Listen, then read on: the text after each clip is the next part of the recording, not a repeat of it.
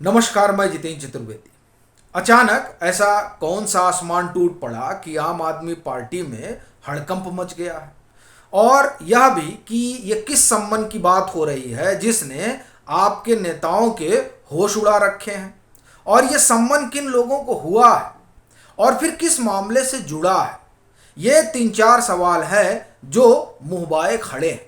इन सवालों पर एक एक करके हम लोग बात करेंगे, लेकिन उससे पहले कुछ चीजें जान लेना बड़ा जरूरी है। पहला तो यही कि जिस मामले में संबंध हुआ है वो दरअसल शराब घोटाले वाला है, और ये वही मुद्दा है जिसे लेकर आम आदमी पार्टी के अगुआ और दिल्ली के मुखिया अरविंद केजरीवाल यह कहते नहीं थकते हैं कि यह मामला जो है वो निराधार है। उनके पार्टी के तमाम नेता भी यही कहते हैं और बताते हैं कि ये जो सत्ताधारी दल है वो एजेंसियों का दुरुपयोग कर रहा है, और वो आम आदमी पार्टी के नेताओं को फंसाने के लिए ये सब किया जा रहा है। क्यों? क्योंकि भाजपा जो है वो अरविंद केजरीवाल से डरी हुई है, इसलिए वो फंसाना चाहती है सबको। हालांकि अभी तो जो माहौल है वो तो अलग तरीके का दिखाई दे रहा है, लग रहा है कि केजरीवाल ही डरे हुए हैं, लेकिन हम उस पर नहीं जाते हैं, मुद्दे पर आते हैं। अब सवाल यह है कि अगर ये मामला निराधार है तब जो तमाम नेता इसमें फंसे हुए हैं और तमाम लोग जो इस घोटाले से जुड़े हुए हैं और बिहाइंड द बार हैं, उन्हें बेल क्यों नहीं मिल पा रही है? क्यों उन्हें जमानत के लिए मेडिकल ग्राउंड तलाशना पड़ता है? और फिर यह भी कि अगर सब निराधारी है तो कोर्ट क्यों जो कुछ सीबीआई या ईडी वहां रख रही है उसका संज्ञान ले रही है? दरअसल ये वो सवाल हैं जो आम आदमी पार्टी को परेशान भी कर रहे हैं। और ये इसलिए कह रहा हूं चूंकि आम आदमी पार्टी तो ये कह ही रही है कि मामला फैब्रिकेटेड है, लेकिन कोर्ट में जाकर ये नहीं बता पा रहे हैं कि मामला कैसे फैब्रिकेटेड है। और यही वजह है कि कोर्ट ने सम्मन जारी किया है 4 लोगों को। अब वो सम्मन क्या है, किस मामले में जारी किया है, वो तो आप जान ही रहे हैं।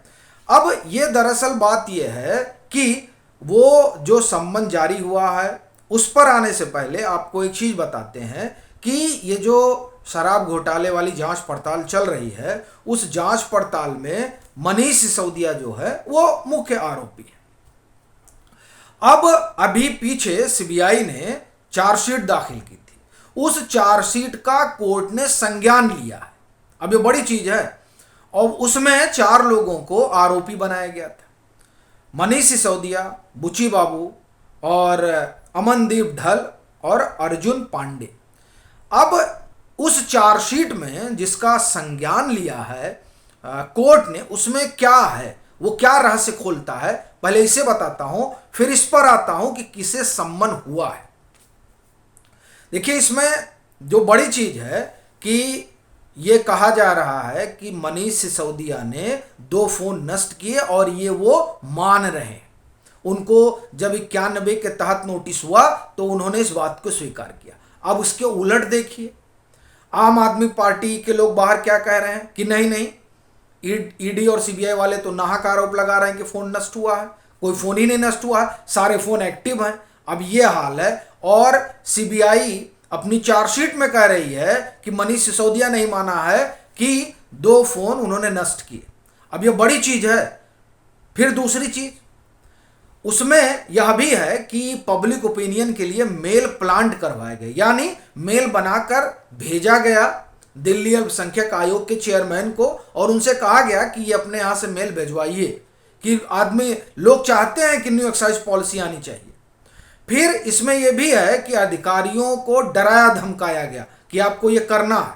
अब देखिए, ये जो है बड़ी समस्या है आम आदमी पार्टी की सरकार के साथ। अभी 8 अधिकारियों ने बाकायदे कंप्लेन की कि हमको ये लोग डरा धमका रहे हैं, और ये तो तब मामला निकल कर आया जब ये शीश घोटाले मतलब शीश महल वाला जो फाइल है उस फाइल को दबा लिए आम आदमी पार्टी की सरकार, और ये शराब घोटाले वाली फाइल दबा ले आम आदमी पार्टी की सरकार। उसके लिए जिस तरीके से स्पेशल सेक्रेटरी विजिलेंस को हटाने की कवायद हुई, तब जाकर पूरा मामला खुला कि साहब ये लोग क्या क्या कर रहे हैं।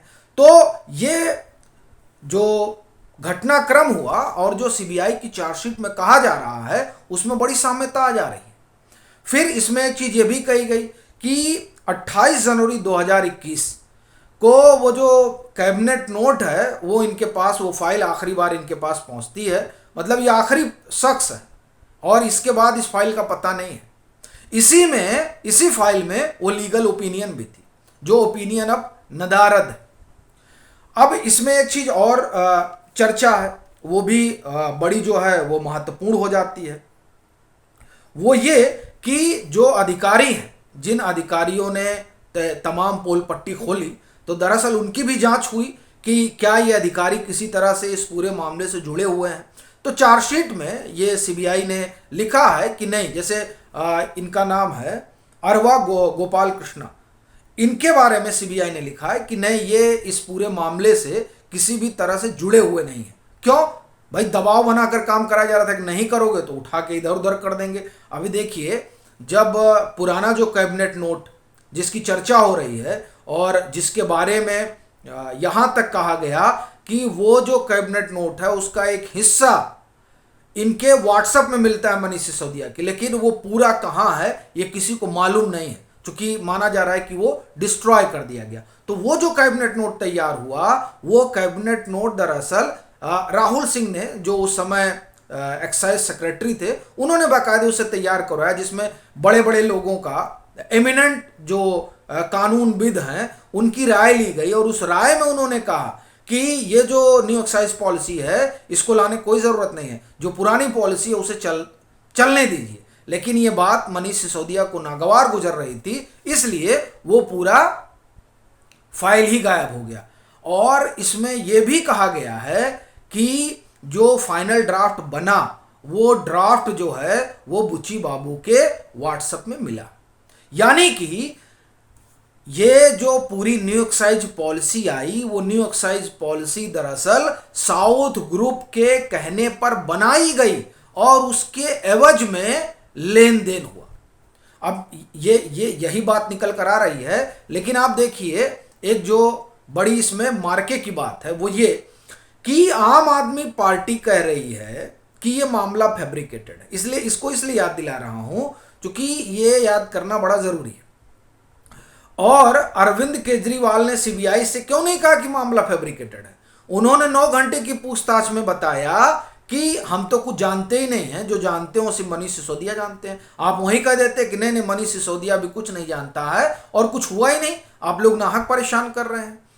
अब देखिए, वहां सब कुछ मनीष सिसोदिया पे डाल दिया गया और बाहर कहा जाता है कि नहीं ये मामला ही फैब्रिकेटेड है। अरे वहीं मजबूती से बात रख दी जाती, लेकिन वहां बात मजबूती से यह रखी गई कि हम तो ग्रुप ऑफ मिनिस्टर्स का हिस्सा ही नहीं है। उसका हिस्सा सत्येंद्र जैन है, उसका हिस्सा ये कैलाश गहलोत है और उसका हिस्सा जो है वो मनीष सिसोदिया है। हमको तो उसको कोई मालूम ही नहीं है। ये स्थिति है। तो बहरहाल अब जो सीबीआई की चार्जशीट है उसका संज्ञान कोर्ट ने लिया है और उस 2 जून को उस पर अब बहस होगी। इसीलिए जिन 4 लोगों को सम्मन भेजा गया है वो दरअसल आरोपी हैं। मनीष सिसोदिया, बुच्ची बाबू, अमनदीप ढल और अर्जुन पांडे, इन 4 लोगों को तलब किया गया है। तो अब जो है, अब चीजें आगे बढ़ेंगी और जो कुछ उस 9 घंटे में हुआ होगा, जो कुछ अरविंद केजरीवाल ने बताया होगा, वो अब जब बहस होगी तो सब निकल कर आएगा।